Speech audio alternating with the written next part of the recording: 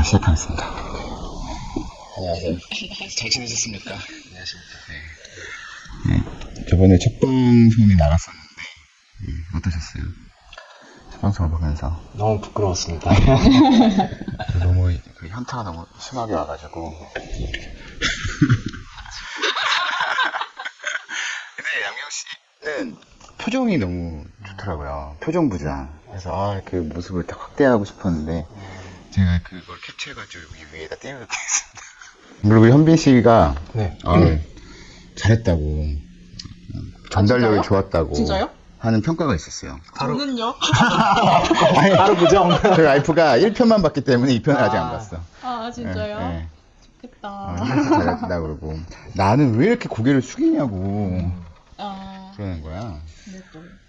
그래서 우리가 그때 올렸는데 조회수가 한 60 몇 회? 아, 1부는 그 두 번째는 한 20 몇 회더라고요. 그래서 너무 다행이다. 아무도 안 봤으면 좋겠다. 근데 좀 그것도 이해가 안 가는 건 있어요. 우리가 지금 구독자가 4,000명이 넘는데 어떻게 이렇게 안 보지?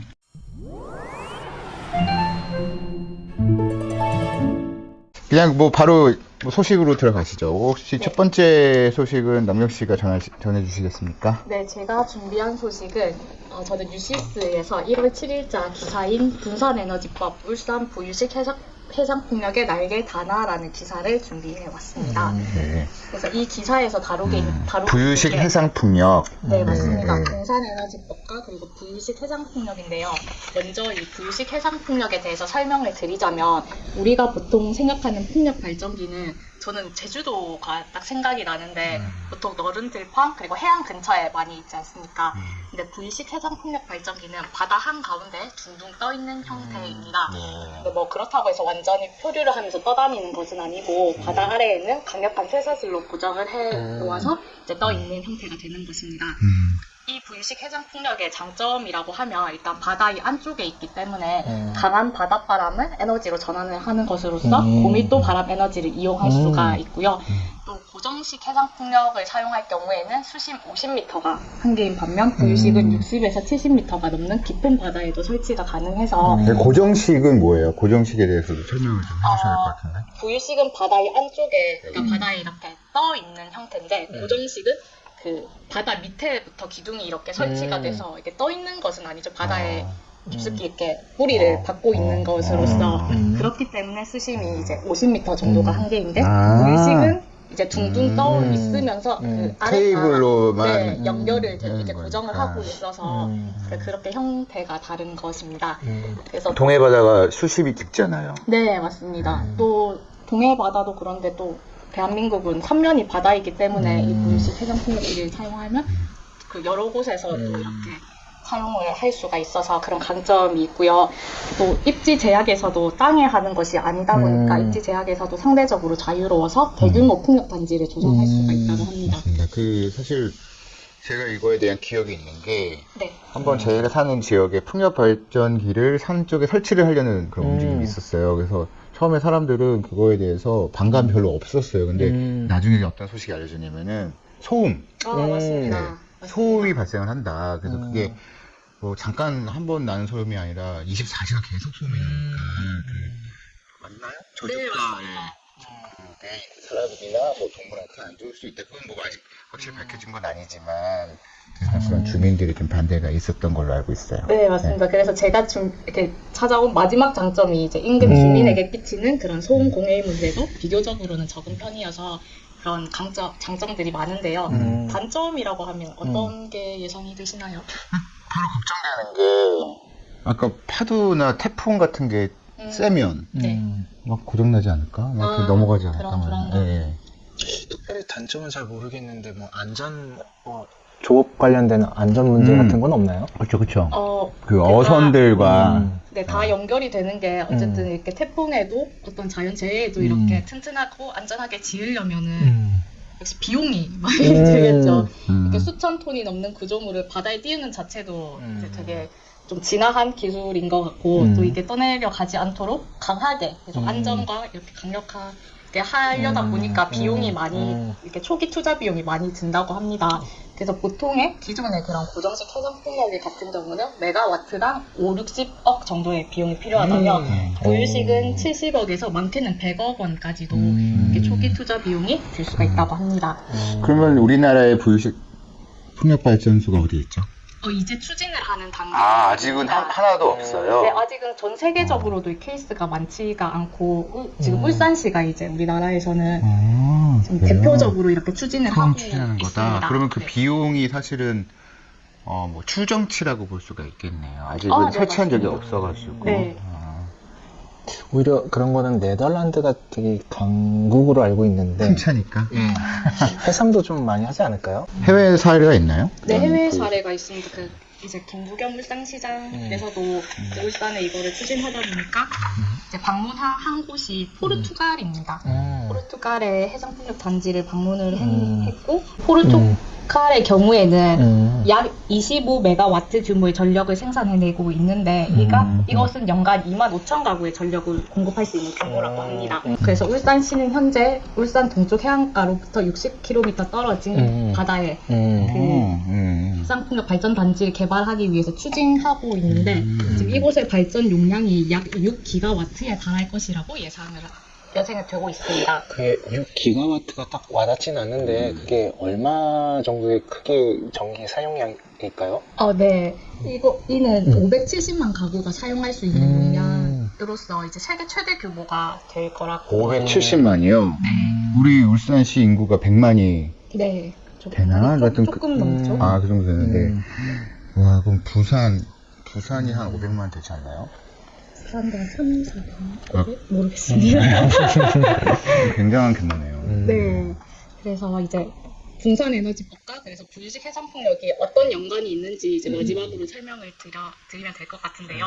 분산에너지법이란 지역별로 전기료를 차등 부과하는 방식입니다. 그래서 2024년 올해 6월부터 시행이 되는 법인데요. 현재는 아시다시피 전국적으로 전기료가 동일합니다. 근데 이제 분산에너지법이 시행이 되면 만약에 뭐 울산에서 이렇게 전기를 생산할 경우에 전기를 보내는 그런 소송 비용이 빠지게 되면서 전기료가 확 싸지게 되는 것입니다. 네, 그래서 아까 말씀드렸듯이 울산은 지금 6기가와트, 570만 가구가 사용할 수 있는 그런 양을 준비하기 때문에 만약에 분산에너지법이 시행이 된다면 시민들 그리고 기업들이 저렴한 가격에 전기를 공급받을 수 있게 되는 것입니다.